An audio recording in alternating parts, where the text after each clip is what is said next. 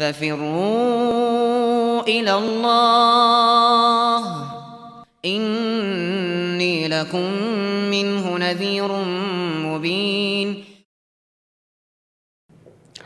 Setelah itu penulis rahimahullah berpindah di pembahasan qasamah. Ya, berpindah ke pembahasan qasamah. Qasamah ini terkait dengan sumpah pada darah yang tertumpah. Iya.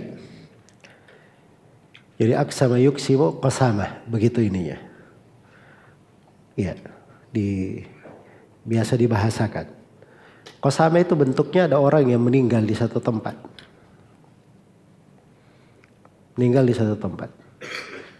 Tidak diketahui siapa yang bunuh dia. Dan tidak ada bukti. Tidak ada bukti di situ. Iya. Jelas ya? Hanya ada indikasi. Ada indikasi tertentu yang menunjukkan pembunuhnya. Nah, itulah yang disebut dengan qasamah. Baik. Jadi di sini penulis rahimahullahu taala berkata, wa idza qarana bi da'wal qatl lawthun yaqau bihi fi nafsi sidqul mudda'i halafal mudda'i 50 yaminan wastahaqqa dia. Kata beliau rahimahullahu taala, bila tuduhan pembunuhan digandengkan dengan indikasi kuat yang terasa pada jiwa kebenaran si penuntut bersumpah sebanyak 50 kali sumpah. Dia bersumpah sebanyak 50 kali. Jadi dia melihat ada lauth, ada dugaan besar.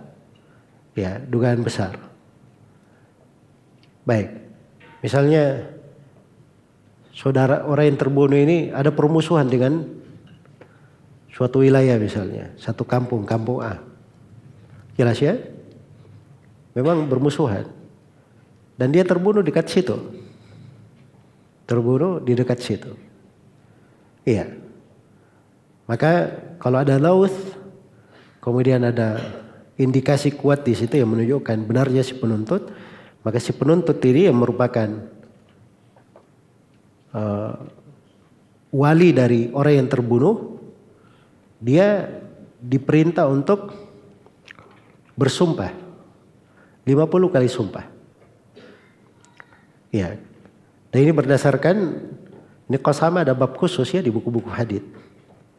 Ya, maka Nabi kepada sahabat Ansar yang menuntut seperti itu, kata beliau, tahlifuna 50 yaminan fatastahiqquna sahibakum aw qatilakum.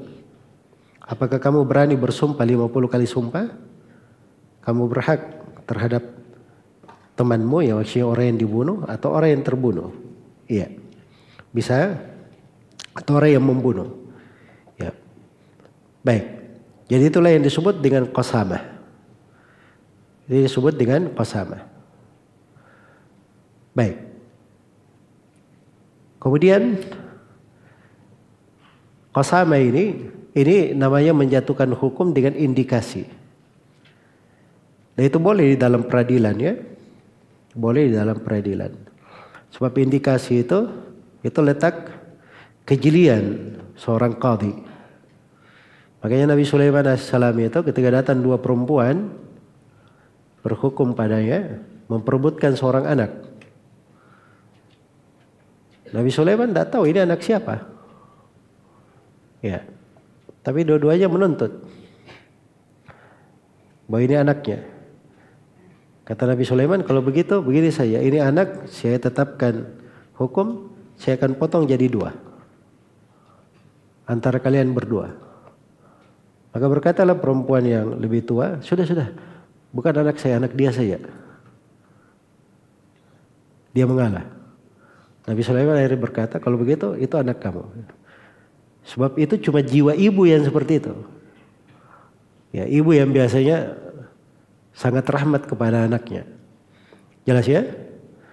Nah, maka beliau menjatuhkan hukum dengan apa? Indikasi. Dan itu diberi satu pembahasan khusus oleh Ibnul Qayyim rahimahullahu taala di dalam At-Turuq Al-Hukmiyah.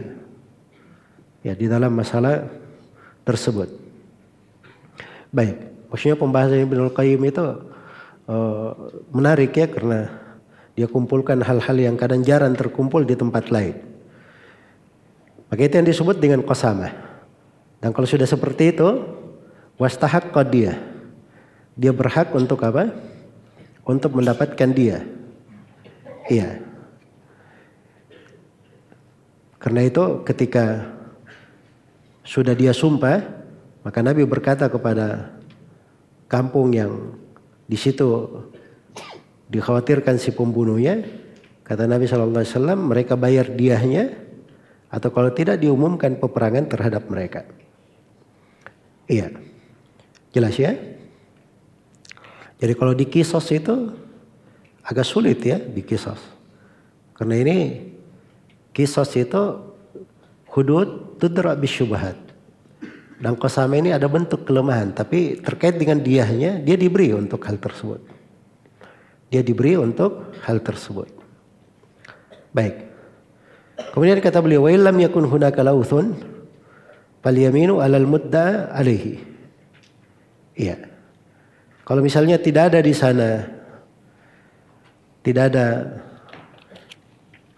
lauth, tidak ada indikasi kuat, sumpah diwajibkan pada pihak yang tertuntut. Baik, tidak ada lauthnya.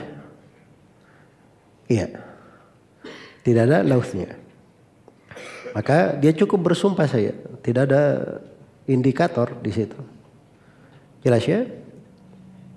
Iya. Sekarang bagaimana kalau pihak yang sekarang bersumpah, ini kejadian ya? Ada sahabat Al-Ansar terbunuh di dekat kampung orang Yahudi. Maka terlihat lauthnya ya, indikasi kuat. Ini sebelumnya mereka ada masalah, ada terbunuh di kebun mereka. Maka sahabat Al-Ansar bersumpah 50 kali. Nabi bilang kalian berhak dapat dia. Kalau enggak diumumkan peperangan. Nah, sekarang Yahudinya berkata, oh itu enggak benar. Kalau enggak benar mereka bersumpah 50 kali sumpah juga. Kalau tidak benar untuk membersihkan diri. Jelas ya? Nah, begitu ketentuan di dalam qasamah. Baik. Kemudian kata beliau rahimahullahu taala,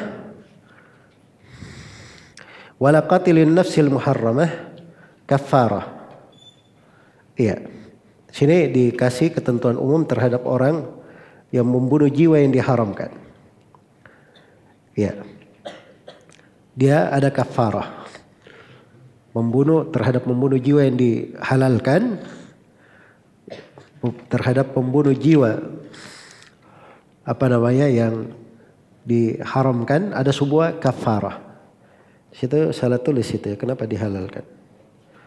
Maksudnya pada pembunuhan jiwa yang diharamkan, yang dihormati, itu ada kafarah. Jadi kalau dia misalnya membunuh jiwa tidak sengaja, tetap ada kafarahnya.